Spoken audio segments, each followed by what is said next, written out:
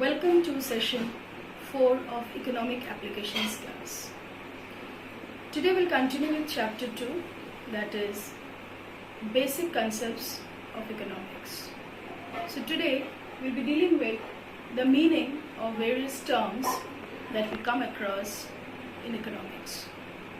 So the first one is consumption. What is consumption? Consumption is the act of using goods and services. The act of using goods and services for what? To satisfy or for satisfying human wants. Consumption is one time for non-durable goods, like for example any food item. When we are hungry, we consume that. But once our hunger is satisfied, we don't require it, and that same food cannot be consumed again. Similarly, consumption is recurring for durable goods. Like for example, chairs, tables, they are all durable goods. So we are using it again and again. We are consuming it again and again. So that is why I have written over here, consumption is one time for non-durable goods and recurring for durable goods. Next we move on to utility. We have already discussed this point. Utility is the want satisfying power of commodity. So it refers to want satisfying power of commodity. Like for example, bread satisfies our hunger and television satisfies our desire for entertainment. Next, we move on to certain features of utility. The first is utility is subjective. That means it resides in the mind of people. Second, it is not measurable. You cannot measure utility. It cannot be measured in quantified terms. But according to Alfred Marshall, utility can be measured. How? Like if you are ready to pay certain price for a commodity that you require, that is measuring the utility. The amount which we are ready to pay for certain goods and services. That is the measurement, actual measurement in which utility can be measured. Next we have, it is different from usefulness. Like we know that cigarette smoking is harmful for health, but it satisfies the desire of a chain smoker.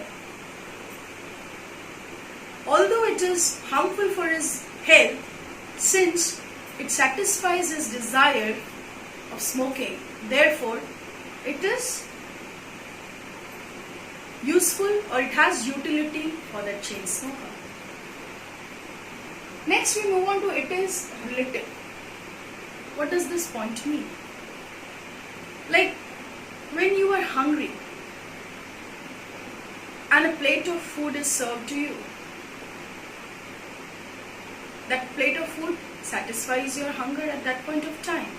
But if that same plate of food is served before you and you are not hungry, then it doesn't make any sense. It doesn't have any utility for you. Next we move on to no moral or legal connotations. Like for a thief or a dacoit, a gun possesses utility. But it is illegal in the society's point of view. But for a thief or a dacoit, it has got utility. So I hope whatever characteristics I have explained today is clear to you. Next I move on to what is production.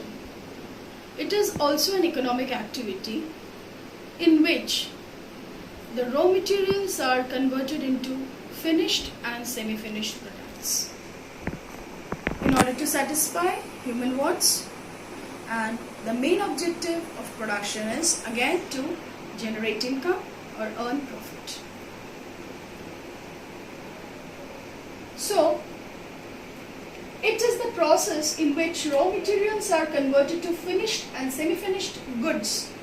The person who is engaged in this process is called producer. So, there are certain things which are basically needed for production. Hence, they are known as factors of production. So, what are these? They are, first is land, labor, capital and entrepreneurship. What is the use of land in production? Suppose an individual wants to start his production business. Say, for example, a textile mill. So for that, for establishing, he needs a land. Land is actually a passive factor of production. Until and unless a human being is involved in it, it remains a passive factor. But when it is put to use with the help of labor, a human being, it becomes active. Next factor of production is labor. Labor is considered to be the active factor of production. It includes both physical as well as mental labor. Like the employees working in the organization, they are also labor. And physical labor includes the people who are involved in construction business, who are paid wages, and the employees are paid salary, because they are working mentally, and the physical laborers, they are working physically. Labors are further categorized into three: skilled, semi-skilled and unskilled. Skilled laborers are those who already have a prior knowledge about the production process or how the process goes on. Semi-skilled laborers are those who have a part knowledge, and after they enter into the process of production, they gain or they are given the training. And unskilled, they don't have any prior knowledge about the production process, but they are being recruited and they are trained within the organization. Next, I move on to capital. Capital is not a free gift of nature. It is human made. It is actually a produced means of production. It helps in progressing in the process of production. Like, for example, machinery. Machinery is considered as capital good. Why? Because it helps in the process of production. It helps in the conversion of raw material into finished and semi-finished products. Once a machinery is installed in a factory or an industry, it has a certain span of life, say about 10 years, 15 years. And within that 15 years or 10 years, it continues with the process of production and helps in the generation of revenue for the production house. Next, we have entrepreneurship. Entrepreneurship is the overall management, right from the beginning to the end. Beginning is right from the conversion of raw material to the finished product, till the product is being sold in the market, until the product goes for the sale in the market.